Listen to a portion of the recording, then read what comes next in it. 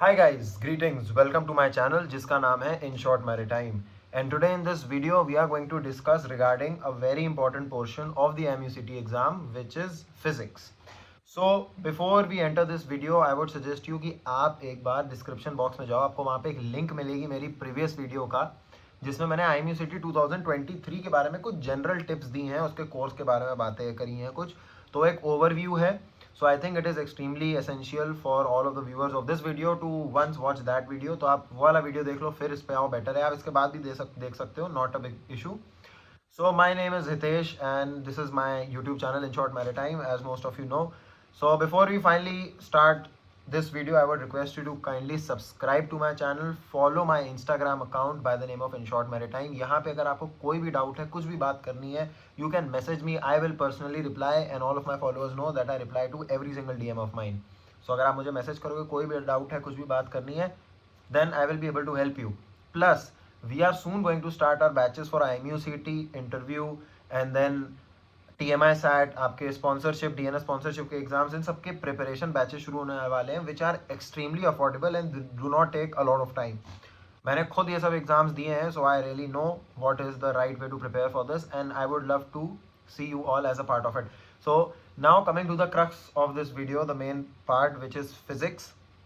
So usually you will be able to see 50 questions of physics in IMUCT, and in this video we are going to discuss the important topics from class 11th and from class 12th. पहले class 11th cover करेंगे, फिर class 12th cover करेंगे. But एक बात जान लो कि जो मैं बताने जा रहा हूँ इनकी प्रोबेबिलिटी ज़्यादा आने की, ये इंपॉर्टेंट है. इसका मतलब ये नहीं है कि कहीं और से एग्जाम नहीं आएगा, मतलब क्वेश्चन नहीं आएगा, क्योंकि सिलेबस तो पूरा 11th-12th का है. बट ये कुछ ऐसे कोर टॉपिक्स हैं जिस पे आपका ध्यान होना चाहिए, जिसके क्वेश्चन ज़्यादा देखने को मिल सकते हैं. So now when I am able to see there are 15 chapters in class 11th, you have to stick to your boards. मैं अपनी पिछले वीडियो में बता चुका हूँ, बोर्ड्स के सिलेबस और बोर्ड्स की बुक से ही पढ़ना. So you have 15 chapters in class 11th of physics.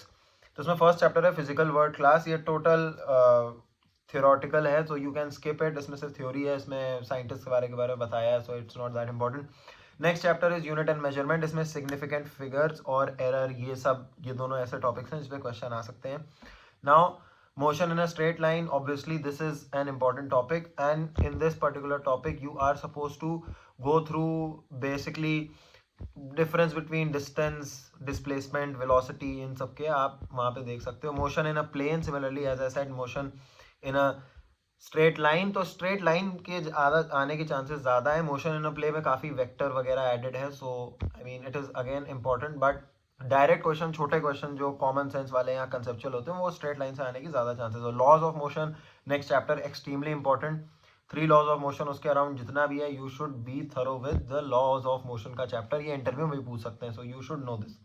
Now next, work energy power. तो इस वाले चैप्टर में यूजुअली जो मैंने देखा है कि दे directly ask you conceptual things like what is kinetic energy, what is potential energy, and मतलब इसमें बेसिक आपको पूछेंगे. बहुत ज़्यादा कोएफिशिएंट्स और बहुत ज़्यादा टफ जो लंबे कंसेप्ट हैं उस पर जाने के चांसेस बहुत कम है इसमें.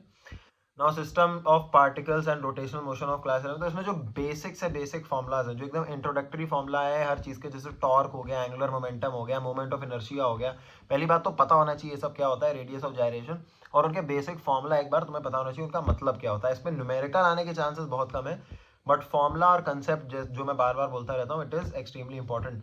Now next is gravitation. अब इसमें केपलर्स लॉ बहुत ज़्यादा पूछा जाता है, वो इंटरव्यू में भी पूछा जा सकता है और आपके IMUCT एग्जाम में भी बेसिक पूछेंगे.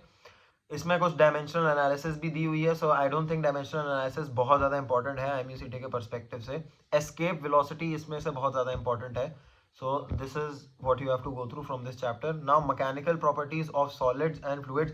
इसमें जो आपका स्ट्रेस स्ट्रेन का कर्व है वो आपको पूरा पता होना चाहिए, वो उसमें कौन सा पॉइंट क्या पे है, यंग्स मॉडुलस क्या होता है.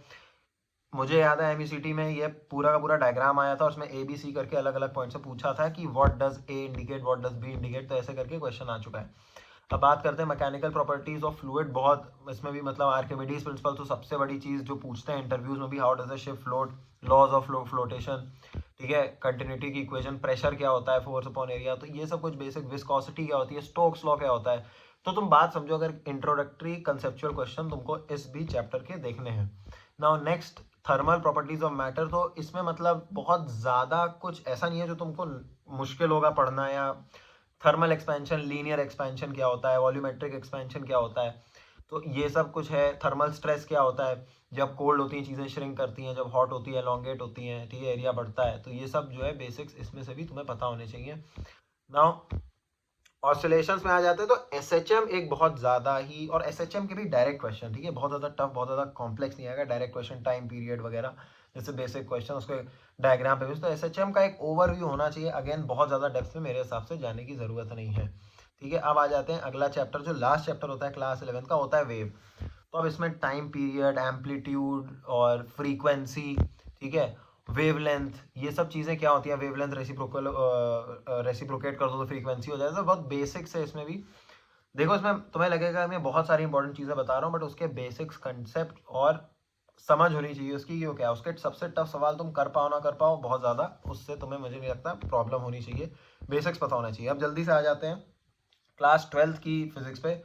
तो क्लास 12th के जो पहले 8 चैप्टर हैं, 7 चैप्टर हैं, मतलब इलेक्ट्रिक चार्जेस एंड फील्ड्स और वो ऑल्टरनेटिंग करंट तक, ये जितने भी चैप्टर्स हैं ये एकदम हॉट एरिया है, क्योंकि ये पूरा आपके Faraday's law of electromagnetic induction, alternating current, direct current, इसके बीच में आता है। और ये बात सबको पता है, ये बहुत ज़्यादा इंपॉर्टेंट है in terms of merchant navy also. So आपको यहाँ पे अगर मैं बोलूँ पूरी फिजिक्स में, तो इस पर बहुत ज़्यादा ध्यान देना पड़ेगा, ठीक है। इसमें कुछ ऐसे इन चैप्टर्स में टॉपिक्स हैं, आप 6 और 7 चैप्टर्स, मैं कॉमनली इन 7 चैप्टर का बता दूंगा क्या क्या इंपॉर्टेंट है। वोल्टेज करंट में फ़र्क क्या होता है, ऑल्टरनेटिंग करंट, डायरेक्ट करंट क्या होता है, ट्रांसफॉर्मर क्या होता है, रेक्टिफायर क्या होता है, ठीक है। These are the things you should know. Faraday's law of electromagnetic induction is extremely important, क्योंकि उसी के ही प्रिंसिपल की वजह से बहुत अलग चीज़ें बनी हुई हैं। You should no magnetic field lines की प्रोबेबिलिटी क्या होती है, प्रॉपर्टीज़ क्या होती हैं, इलेक्ट्रिक फील्ड लाइंस की प्रॉपर्टीज़ क्या होती हैं, you should know this. Current electricity में बेसिक सीरीज पैरेलल के question you should no. Electromagnetic induction में लेंज लॉ पता होना चाहिए, वो पूरा -n/d∅dt वाला फॉर्मूला पता होना चाहिए, उसमें कौन सी चीज़ क्या रिप्रेजेंट करती है वो पता होना चाहिए। So these are the important topics I think from the first 7 chapter. इसमें काफ़ी कुछ डाइपोल वगैरह ये सब भी काफ़ी इंपॉर्टेंट है, so do not skip it. अब उसके बाद हम आते हैं 8th चैप्टर पे, जो कि है इलेक्ट्रोमैग्नेटिक वेव्स। तो ये थोड़ा फ्री फंड का चैप्टर मैं बोलूँगा, क्योंकि इसमें जितने भी टेबल है, फ्रीक्वेंसी, वेवलेंथ की, गामा रेस क्या होती है, एक्स रेस क्या होती है, अल्ट्रा वायलेट रे क्या होती है, तो उसका वेवलेंथ और फ्रीक्वेंसी का चार्ट अगर रट लोगे तो हो सकता है डायरेक्ट क्वेश्चन आ जाए। उसी के साथ अगर मैं बोलूँ तो कभी कभी डायरेक्टली रेडियो वेव्स, माइक्रोवेव्स, इन सब की प्रॉपर्टीज़ क्या होती हैं, why are these waves used, where are they used, ये सब बहुत ज़्यादा पूछ सकते हैं, और ये बोर्ड्स में भी पूछते हैं। अब आ जाते हैं अगले टॉपिक पे, रे ऑप्टिक्स पे। तो पर्सनली मेरे एक्सपीरियंस में तो बहुत ज़्यादा रे ऑप्टिक्स मुझसे तो नहीं पूछा था MUCT में, बट आई स्टिल रिमेंबर जब मैं गया था देने तो मुझे रे ऑप्टिक्स अच्छे से आता था, क्योंकि बोर्ड एग्जाम में बहुत पूछा जाता है। बट रे ऑप्टिक्स में मुझे लेंस तो नेग्लिजिबली मुझे याद ही नहीं अगर लेंस का क्वेश्चन, और मिरर का फिर भी कुछ भर का क्वेश्चन था, लॉज ऑफ रिफ्लेक्शन क्या होता है, स्नेल्स लॉ क्या होता है। तो आपको इसमें ये सब अगेन बेसिक्स देखने हैं बहुत ज़्यादा। प्रिज्म, प्रिज्म बहुत ज़्यादा इंपॉर्टेंट है, dispersion of light, Young's double slit experiment, diffraction क्या होता है, रिफ्रैक्शन क्या होता है, you these are the concept that you should be aware of, ठीक है। और बेसिक मिरर फॉर्मूला और लेंस फॉर्मूला भी देख करके जाना, क्या पता आ जाए तो you are able to mark. And now next chapter is wave optics.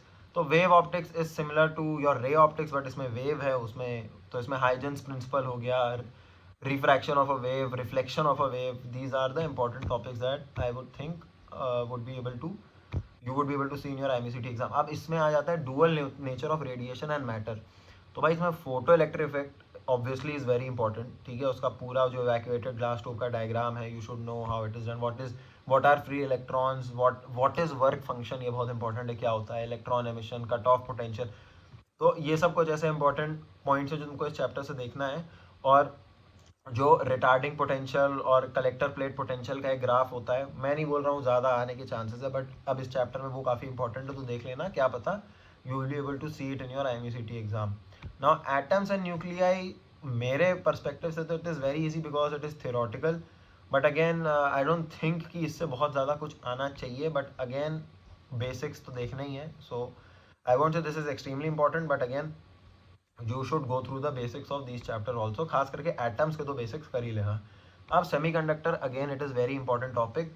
Even I remember when I was in Tolani maritime institute, और मैं भी इंजीनियरिंग कर रहा था, तो सेमीकंडक्टर, जेनर डायोड, ये सब हमने बहुत पढ़ा था। सो देर आर चांसेस कि इस चैप्टर से बहुत कुछ आया। तो बेसिक आपका क्या बोलते हैं एनर्जी बैंड गैप क्या होता है, वैलेंस बैंड क्या होता है, इंट्रिंसिक सेमीकंडक्टर्स क्या होता है, एक्सट्रिंसिक एन टाइप सेमीकंडक्टर क्या होता है, ठीक है, उसका वेफर वगैरह जो full wave rectifier, half wave rectifier क्या होता है, यू शुड नो दिस। कहाँ पे यूज़ होते हैं डायोड्स, ये एक बहुत इंपॉर्टेंट पॉइंट है, एप्लीकेशंस ऑफ डायोड्स, ये सब आपको पता होना चाहिए, ये इंपॉर्टेंट चैप्टर है from my perspective. Communication system का एक बहुत ही बेसिक क्वेश्चन है, व्हाट इज़ अ ट्रांसड्यूसर, तो ट्रांसड्यूसर पता होना चाहिए। कम्युनिकेशन सिस्टम का जो एक पूरा डायग्राम है, information source, transmitter, channel, receiver, user of information, इसके बीच में ये वाला डायग्राम भी पढ़ लेना, बीच में अगर fill in the blank type का अगर कुछ पूछ लिया तो you will be able to answer it. But अगर तुम कभी भी कम्युनिकेशन सिस्टम कहीं से भी पढ़ोगे तो उसमें तुम्हें एक नोट्स मिलेंगे हर एक एक चीज़ बताते हुए कि क्या बोलते हैं, किस चीज़ की क्या डेफिनेशन है, अट्यूनेशन क्या होता है, एम्पलीफिकेशन क्या होती है, रेंज क्या होती है, बैंडविड्थ क्या होती है, वेवलेंथ क्या होती है। सो ये अगर तुम समझ लो और डेफिनेशन तो मैं डिफरेंशिएट कर लो तो क्या पता again your MCQ they might ask you कि ये कौन सी चीज़ होती है, इसका यूज़ क्या होता है, वाइस वर्सा कुछ भी पूछ सकते हैं। So again, this is very easy. Communication system is very easy. So I think you should go through the basics. So I think guys, for a 10-minute recap of class 11th and 12th physics, I think this was good enough. Now, if you wish to prepare with me or prepare with us in our batch for preparation of IMUCT or sponsorship exam, उसमें हम ये सब topics पढ़ाएंगे, इसके अलावा depth में भी जाएंगे, ऑब्वियसली वो अच्छा खासा लंबा बैच होता है। So you can follow me on in short maritime on Instagram, यहाँ पे आप मुझे डीएम कर सकते हो, वहाँ मेरे हाईलाइट्स में मैंने अपने बैच की डिटेल्स वगैरह डाली हुई हैं, you can subsequently join. And again, if you will start preparing early, there are higher chances of you getting a good rank. And for everything that I've shared in this video, this is my opinion and this is from my experience and the people around me. इसका बिल्कुल भी मतलब नहीं है कि अगर कोई rare topic है उससे क्वेश्चन आ गया है, नहीं आ सकता है, या कोई बहुत ही जैसे EMI हो गया, जैसे मैंने बोला इलेक्ट्रोमैग्नेटिक इंडक्शन, उससे क्वेश्चन कम भी आ सकते हैं, बट मेरे हिसाब से तो बिल्कुल आएंगे, हर बार आते हैं। So this is my personal opinion. And if you have any doubt or if you want to share anything, you can message me again on InShort Maritime on Instagram. Thank you for watching this video. And subsequently इसके बाद एक maths की English की भी video डालने की कोशिश करूँगा. Thank you for all of your support and have a nice day.